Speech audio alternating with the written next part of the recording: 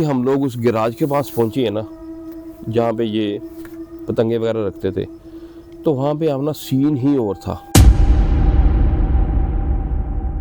उसके बाद जो मैंने शुरू में बात कही थी ना कि अगर किसी के घर में गैराज है ना, तो वो अकेला गैराज में नहीं जाएगा। फिर इकबाल कहता है मैंने गौर से देखा है तो मुझे नज़र आया है मोमबत्ती की रोशनी में कि एक लड़की उसके पास बैठी बालों में कंघी कर रही है।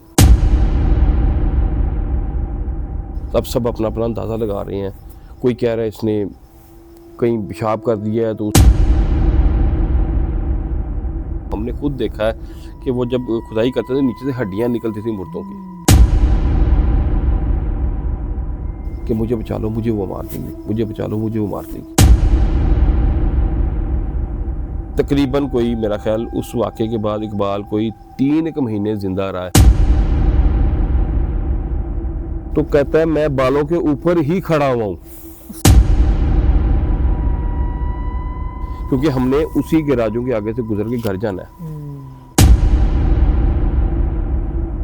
क्योंकि गैराज ऑलरेडी हॉन्टेड। अस्सलाम वालेकुम नाज़रीन ग्रामी, मेरा नाम है साजिद और आप देख रहे हैं जिन्नात नवाबाई साजिद 2.0।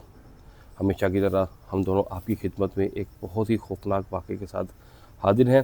तो आज का वाक़या शुरू करने से पहले अगर आपने चैनल को सब्सक्राइब नहीं किया, सब्सक्राइब कर लें और हमेशा की तरह अपने अच्छे अच्छे कमेंट्स हमें लाजमी कीजिएगा। तो चलिए जी, बिना टाइम ज़ाया किए वाक़े की तरफ चलते हैं।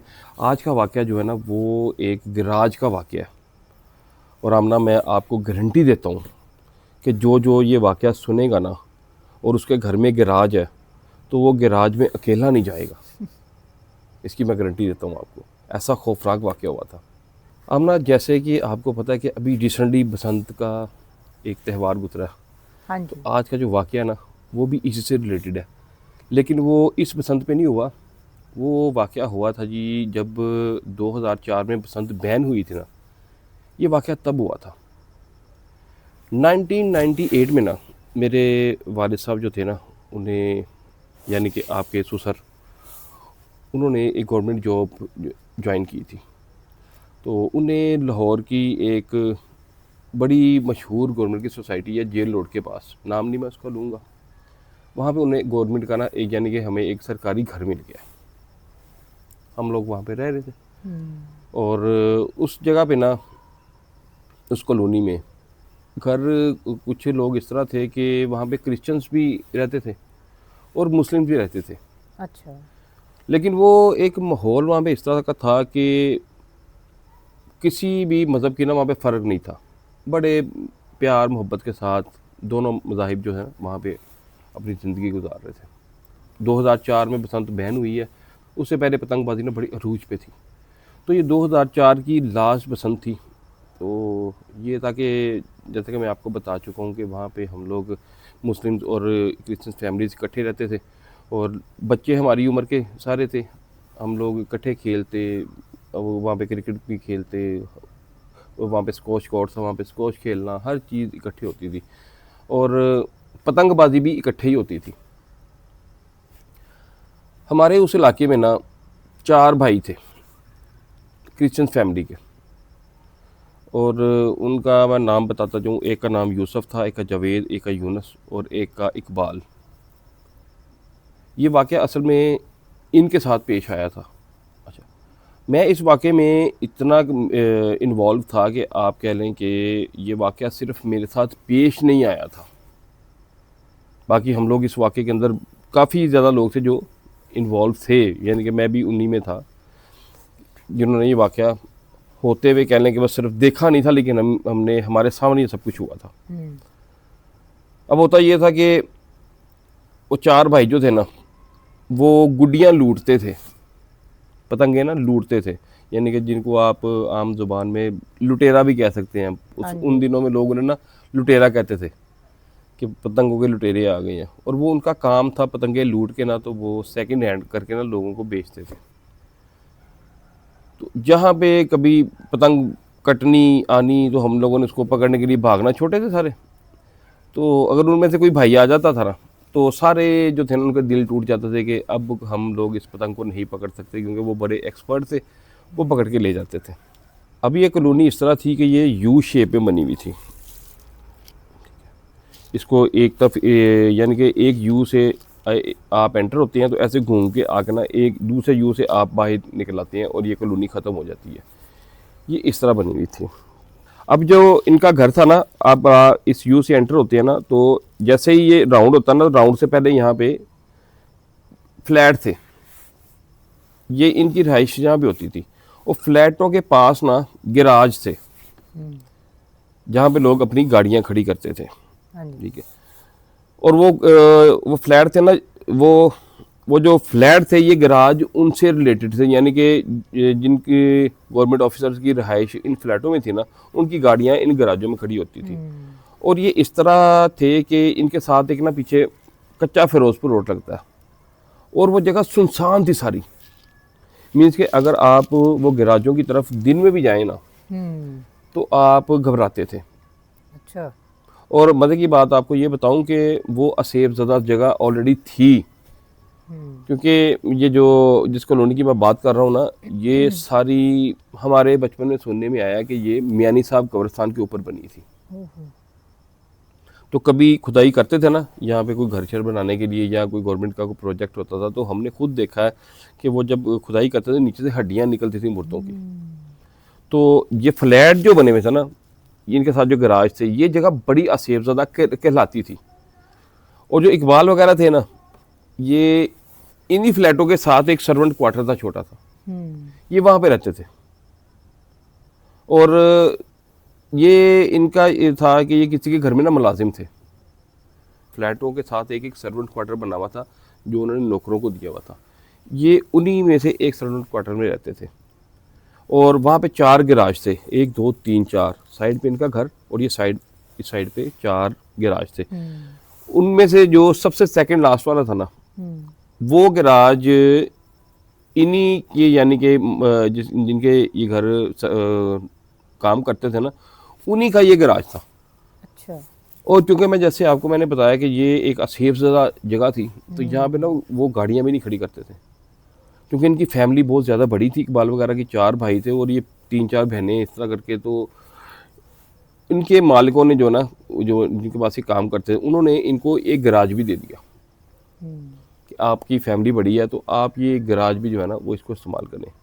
तो इनको भी पता था कि ये जगह असेफज़दा है, लेकिन फिर आपको पता है कि मजबूरी में इंसान क्या नहीं करता। वो उन्होंने अपना आधा सामान यहाँ पे रखा हुआ था और आधा वो छोटा सा सर्वेंट क्वार्टर था 2 कमरों का, उसमें रखा हुआ था। अब ये जो पतंगे वगैरह सारी लूटते थे ना, ये भी इन्होंने इस गैराज में रखी हुई थी। अच्छा, हम लोग रात का टाइम है तो गुड़ियाँ लूट रहे हैं। बसंत ना, यानी कि दूसरे दिन बसंत है और आज रात को ना सारे बच्चे अपनी अपनी एक्टिविटी कर रहे हैं, गुड़ियाँ लूट रहे हैं। जैसे कि मैंने अभी आपको पहले बताया कि इस कॉलोनी में 2 ग्राउंड थे जहाँ पे हम क्रिकेट खेलते थे। तो हम लोग एक क्रिकेट ग्राउंड जो था इनके घर के पास था और दूसरा थोड़ा दूर था। हम दूसरी वाली ग्राउंड के पास ना गुड़ियाँ लूट रहे थे। अच्छा। तो ये लोग क्या करते थे, हम क्या रहे थे, लूट तो वही रहे थे। हम तो सिर्फ पीछे पीछे होते थे कि शायद कोई डोर हमें भी मिल जाए या गुड़ी ये भूल जाए पकड़ना तो हम पकड़ लें। तो ये क्या करते थे कि गुड़ियाँ पकड़ते थे, इकट्ठी करते थे। तो कुछ 10 15 जब इनके पास इकट्ठी होती थी तो एक भाई जाकर ना घर छोड़ आता था, क्योंकि इतनी गुड्डी साथ कैरी करना वो मुश्किल हो जाता था। अब इकबाल जो था ना, सबसे बड़े से छोटा, अब पतंगे इनके पास ना काफ़ी इकट्ठा हो गई वहाँ पे ग्राउंड में, पकड़ काफ़ी पतंगे इकट्ठी हुई हैं। तो इस जवेद जो है ना, वो इकबाल को कहता है कि तुम ना ये पतंगे घर छोड़ो। अब इकबाल ने क्या किया कि पतंगे पकड़ी और वो ना भागता हुआ, दौड़ता हुआ आहिस्ता आहिस्ता घर की तरफ चला गया, ताकि मैं जल्दी पतंगे छोड़ के वापस आऊँ और आने वाली मज़ीद जो गुड़ियाँ हैं उनको डील कर लिया जाए। अब हम जो बच्चे हैं या बाकी जो लोग हैं वो सब दुआएं यही मांग रहे हैं कि इकबाल आए ही ना, लेट हो जाए। अच्छा, वही बात हुई, 5 मिनट 10 मिनट 15 मिनट आधा घंटा इकबाल नहीं आ रहा। अच्छा। और हम लोग सारे खुश हैं कि शुक्र है कि इकबाल नहीं आ रहा, शायद किसी और की बारी भी आ जाए। पतंगे पकड़ने की। उसका बड़ा भाई जो है ना वो थोड़ा समझदार था, उससे थोड़ी सी फिक्र हुई तो उसने यूसुफ को कहा कि यार इकबाल बड़ी देर हो गई है गया हुआ है तो वापस नहीं आया, तो तुम उसे ना देख के आओ। अभी वो ये बात कर रहा है तो एकदम शोर पड़ा है, वो बड़ा गुड्डा आ गया, यानी कि एक बड़ी सारी गुड्डी जो है ना वो आई, और वो किस तरफ आई, जो इकबाल वगैरह के घर की तरफ ग्राउंड था ना वहाँ पे। अब सारे उसके पीछे भाग गए, तो एज यूजल वहाँ पे जाके वो पतंग जो गुड्डी जो भी था वो पकड़ा जावेद ने, इकबाल के बड़े भाई ने। अब जो उन्होंने वो पकड़ा तो वो काफ़ी बड़ा सा ना गुड्डा था एक, यानी कि मेरे हाथ भी अगर आप इस तरह करके देखते हैं तो इससे भी ज़्यादा वो उसकी विड्थ थी। हाँ जी। अब सब बड़े खुश हैं, कोई हर बंदा बच्चा पकड़ के देख रहा है कि यार इतना बड़ा गुड्डा। तो उन्होंने क्या किया कि उसको छोड़ने के लिए ना घर चले गए, घर की तरफ चल पड़े ताकि ये गुड्डा भी छोड़ आए और साथ इकबाल को भी देख के आए कि अभी तक क्यों नहीं आया। ठीक है ना, तो कोई ऐसा काम है कि इकबाल करने के लिए रुक जाएगा, घर में सारे सोए में है, ना वो सौदा लेने के लिए जा सकता है ना कोई और बात, तो वो अभी तक आया क्यों नहीं है। अब वो जब छोड़ने के लिए गुड्डा उनके घर की तरफ गए हैं ना, तो जैसे ही हम लोग उस गैराज के पास पहुंचे हैं ना जहाँ पे ये पतंगे वगैरह रखते थे, तो वहाँ पे अपना सीन ही और था। गैराज का दरवाज़ा खुला हुआ है, अंदर अंधेरा है, और इकबाल जो है ना वो उसके दरवाजे पे गिरा हुआ है, और साइड पे एक बल्ब लगा हुआ था छोटा सा, उसकी हल्की रोशनी आ रही है, उसमें देखा कि इकबाल बेहोश पड़ा हुआ है, उसके मुंह से झाग निकल रही है। अच्छा। जब ये सीन देखा ना तो उसके जो भाई थे वो तो डर गए बड़ा, उन्होंने जल्दी से इकबाल को उठाया और घर के अंदर ले गए। अब चूँकि जितने भी लड़के वहाँ पे थे वो सारे उनको जानते थे, घर वालों को, सारे बच्चों को घर वाले भी जानते थे, और बच्चे घर वालों को जानते थे। अब सब लोग ना उसके घर के अंदर घुस गए देखने के लिए इकबाल को क्या हुआ है। उन्होंने अंदर जाके इकबाल के पैरों को ना ऐसे से मलना शुरू कर दिया। हाँ जी। तो थोड़ी देर के बाद इकबाल होश में आ गया, का मुँह शू साफ किया, तो जैसे ही इकबाल होश में आया ना उसने चीखना शुरू कर दिया। नाज़रीन, वो कहता है कि मुझे बचा लो, मुझे वो मार देगी। मुसलसल ये बात करता जा रहा है कि मुझे बचा लो, मुझे वो मार देगी, मुझे बचा लो, मुझे वो मार देगी। अब जब सबने ये सुना ना तो हर बंदा अब अपना अपना अंदाज़ा लगा रहा है कि हुआ क्या होगा, क्योंकि गैराज ऑलरेडी हॉन्टेड और वहाँ पे इकबाल बेहोश पड़ा हुआ, एक अलग चीज़। सब डर भी गए। इकबाल के वालिद साहब ने क्या किया कि सबको ना घर से बाहर निकाल दिया, जितने भी एक्स्ट्रा लोग थे ना उनकी फैमिली के अलावा, उनको कहा कि तुम लोग जाओ अपने घर। सब लोग बाहर निकल के आके उनके घर के सामने खड़े हो गए। अब घर किसने जाना था, अभी तो एक सीन चल रहा है, उसको देखना है कि क्या हुआ क्या नहीं। तो बाहर खड़े में तो इकबाल की चीखें बाहर भी आ रही हैं, मुझे बचा लो, मुझे वो मार देगी। सब अपना अपना अंदाज़ा लगा रहे हैं। कोई कह रहा है इसने कहीं पेशाब कर दिया है तो उसका साया हो गया है, कोई कह रहा है इसने कुछ देख लिया है, कोई कह रहा है हवाई चीज़ों ने इस पर हमला कर दिया। हर बंदा अपनी अपनी चीज़ जो है ना वो बयान कर रहा है। और बड़े तो बात कर ही रहे थे, हम जो छोटे थे वहाँ उस वक्त कोई मेरा ख्याल हमारी उम्र 15 साल होगी, तो हम लोग तो डर रहे थे बड़ा कि यार ये क्या हो गया, और अब हम घर कैसे जाएंगे, क्योंकि हमने उसी गैराजों के आगे से गुजर के घर जाना है। अब सब इंतज़ार कर रहे हैं कि बड़े लड़के जो हैं वो जाएं तो उसके साथ हम भी घर को निकले। थोड़ी देर के बाद सब निकले अपने अपने घरों को जाने के लिए ना, हम भी साथ उनके अपने घर चले गए। अब घर पहुंचे हैं तो घर में शामत आ गई, मार रात को लेट बाहर, क्योंकि चुपके निकले हुए थे। अम्मी को वाक़या सुनाया, अम्मी ऐसे ऐसे ये हो गया। उन्होंने वाक़या सुना, उनके हैं ये क्या हो गया, तो उसकी वजह से मार भी थोड़ी कम पड़ी, बचत हो गई। अल्लाह का शुक्र है, चलो जी बाले भी हाथ चुड़ैल आ गई है तो हमारी बचत हो गई है। खैर मम्मी ने कहा कि बाहर नहीं जाना। अब कहाँ बाहर जाना था, सो गए। अगले दिन सुबह बसंत, और दूसरे दिन क्या होता है कि इकबाल वगैरह में से कोई भी उनका भाई जो है ना वहाँ पे मौजूद नहीं होता, और हम लोग सब बड़े खुश हैं। रात की बात तकरीबन दिन से निकल चुकी है, क्या होगा क्या नहीं। अब सब यही खुश हैं कि वो नहीं है और आज खुल के हम पतंगे लूट सकते हैं। खैर बसंत ख़त्म हो गई, अगला दिन आ गया, वो भी ख़त्म। तीसरे दिन जाके इकबाल का जो बड़ा भाई जवेद है ना वो नज़र आता है।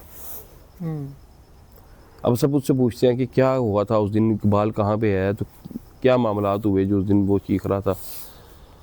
उसने अब जो हमें बात बताई ना, उसके बाद जो मैंने शुरू में बात कही थी ना कि अगर किसी के घर में गैराज है ना तो वो अकेला गैराज में नहीं जाएगा, वो वाकया अब ये वो बात आई है जिसकी वजह से मैंने ये बात कही। हुआ क्या था कि इकबाल साहब ने पतंगे पकड़ी, इकबाल साहब दौड़ते हुए घर की तरफ गए हैं। अब ये मैं आपको इकबाल की ज़ुबानी यहाँ से सुनाता हूँ। इकबाल कहता है जी मैं दौड़ता हुआ आ रहा हूँ, पतंगे मैंने पकड़ी हुई हैं और गैराजों की आगे ना मैंने कुंडी खोली है, ताला लगाया तो ताला खोल के मैंने ऐसे कुंडी खोली है तो अंदर अंधेरा, उसमें लाइट नहीं थी, लाइट थी ही नहीं, एक होता ना कि जल नहीं रही थी ही नहीं। कहता मैंने जब मैं पास पहुंचा ना तो मुझे नीचे से रोशनी नज़र आ रही है। खैर मैंने कोई इसका नोटिस नहीं लिया, मैंने ताला खोला और गैराज खोल के ना पतंगे जैसे ही अंदर रखने के लिए मैं अंदर दाखिल होने लगा। 2 दरवाजे उसके बड़े, कहते लोहे के, कहता ऐसे मैंने खोला ना तो सामने मुझे दीवार पे मोमबत्ती, वहाँ पे कुछ पड़ा हुआ था कोई चीज़, उसके ऊपर कहता मोमबत्ती जलती हुई नज़र आई है। कहते मैंने मोमबत्ती देखी तो मैंने सोची यहाँ पे किसने जलाई है। वो कहते ये इतनी जल्दी में सारा कुछ हो रहा है कि मुझे मोमबत्ती के अलावा कुछ नज़र नहीं आ रहा, मैं इतनी जल्दी में हूँ। तो कहते जैसे मैं अंदर दाखिल होने लगा ना तो मैंने देखा मोमबत्ती के पास कोई मूवमेंट हुई है। फिर इकबाल कहता है मैंने गौर से देखा है तो मुझे नज़र आया है मोमबत्ती की रोशनी में कि एक लड़की उसके पास बैठी बालों में कंघी कर रही है। अच्छा। और इकबाल कहता है कि मैं उस लड़की को देख रहा हूँ, तकरीबन कोई आप कह लें कि गैराज कितना होगा, 12 फुट का लगा लें या 14 का लगा लें, गाड़ी अंदर उसमें आ जाए। अब 14 फुट दूर से इकबाल कह रहा है हल्की सी मोमबत्ती जल रही है तो उसके पास एक लड़की बैठ के बालों में कंघी कर रही है और मैं उसको देख रहा हूँ तो उसका मुंह परली तरफ है मोमबत्ती की तरफ, उसकी बैक जो है ना मेरी तरफ है और वो कंघी कर रही है। कहता मैं उसके बालों को देख रहा हूँ। तो कहता ऐसे देखता देखता देखता मोमबत्ती की रोशनी में मुझे नज़र आ रहे हैं कि बाल ऐसे आ रहे हैं और देखता देखता कहता हूँ मैंने बालों को देखा है तो कहता है मैं बालों के ऊपर ही खड़ा हुआ हूँ। अस्तगफिरुल्लाह। इकबाल कहता है ये देख के मैं बेहोश होकर गिर गया हूँ। इतना खौफनाक सीन। हम आप सोचें, इमेजिन करें कि आपको पता है कि ये गैराज जो है ना ऑलरेडी हॉन्टेड है और आप खोलते हैं अंदर एक मोमबत्ती के सामने लड़की बैठी बालों में कंघी कर रही है और आपको मोमबत्ती की रोशनी में उसके बाल ऐसे नजर आते हैं और जब आप देखते हैं तो आप उसके बालों के ऊपर ही खड़े हुए हैं। इतने में इकबाल बेहोश, उसके मुंह से जाग निकलना शुरू और वो गिर गया। उसके बाद का वाकया जो मैंने अभी आपको सुनाया कि हम लोग आए फिर उसको देखा था। अच्छा, अब वो कहता है कि अब हमने पूछा इकबाल कहाँ है, वो कह रहा है कि वो हॉस्पिटल में है। इकबाल हॉस्पिटल को एडमिट करवा दिया, वो उसका दिमाग नहीं काम कर रहा। अच्छा। वो इतना खौफजदा हो गया है कि वो सिर्फ यही कह रहा है कि वो मुझे मार देगी। वो हॉस्पिटल में उसका आमना 1 महीने तक इलाज चला। अच्छा। उसके बाद वो इकबाल को वहाँ से आया। अच्छा, इस वाक़े के दौरान ना तो कोई गैराजों की तरफ जाता था ना किसी की हिम्मत पड़ती थी, अब कौन उस सन्नाटे की तरफ जाए। जो वो ऐसे मनहूस गैराज थे कि आप दोपहर को भी उस तरफ नहीं जा सकते थे, रात को जाना तो बड़ी दूर की बात है। लेकिन वो गुड्डियों का क्रेज़, पतंगों का क्रेज़ जो था ना वो इकबाल को वहाँ पे लेके गया और 1 महीना इकबाल वहाँ पे रह के आया। उसके बाद ला के भी उसकी तबीयत ठीक नहीं हुई, फिर उसका इलाज रूहानी को इलाज करवाया गया, जिसके बाद इकबाल तकरीबन कोई मेरा ख्याल उस वाक़े के बाद इकबाल कोई 3 महीने ज़िंदा रहा है। उसकी डेथ हो गई थी इकबाल की इस वाक़े के बाद। इतना वो खौफज़दा हो गया था कि वो सरवाइव नहीं कर पाया, उसके दिमाग से वो चीज़ ही नहीं निकली कि मैंने क्या देख लिया और पता नहीं और मामलात उसके अंदर क्या चलते रहे हैं। बाद में उसके साथ उसको वो चीज़ें अटैक करती रही हैं, वो किसी को बता नहीं पाया। एक टाइम पे आके तो हमें ये पता लगा कि उसकी ज़ुबान भी बंद हो गई, वो बोलने छोड़ गया था लास्ट टाइम। तो ये था जी नाज़रीन आज का वाक़या। और आपने वो गैराज देखे भी हुए हैं? हाँ जी, याद है, मैंने आपको शादी के बाद दिखाए भी थे और वाक़या मैं आप आमना को तो मैं खैर पहले ही सुना चुका हूँ, ये नाज़रीन को सुनाने के लिए, थोड़ी दिलचस्पी पैदा करने के लिए हमने ये इनको साथ रखा। और इन्होंने वो गराज देखे भी हुए हैं। और आपको पता है कि जब हम रात को वहाँ से गुजरते हैं, कभी कभी मैं पूरी फैमिली को लेके गाड़ी में ना वहाँ से गुजरता हूँ, इनको दिखाता हूँ कि ये वो जगह है जहाँ पे ये सारा वाक़या हुआ था। और आपने देखा वो जगह आज भी हाँ मनहूस है। जी, अभी भी खौफनाक। हाँ। और इसके अलावा हम ना उस जगह के बड़े वाक़यात हैं, और एक वाक़या तो में तो आप भी मेरे साथ थी, हम्म। ठीक है, याद है आपको? नाज़रीन इंशाल्लाह अगला वाक़या हम आपको सुनाएंगे, उसमें आमना मेरे साथ थी। और ये वाक़या उस ग्राउंड का है जहाँ से मैं जिस ग्राउंड में मैंने आपको बताया कि बड़ी पतंग आई थी और वो लूटने के लिए वहाँ पे गए, और जवेद ने पकड़ के फिर अपने घर छोड़ने के लिए गया, तो हम सब उसके साथ थे।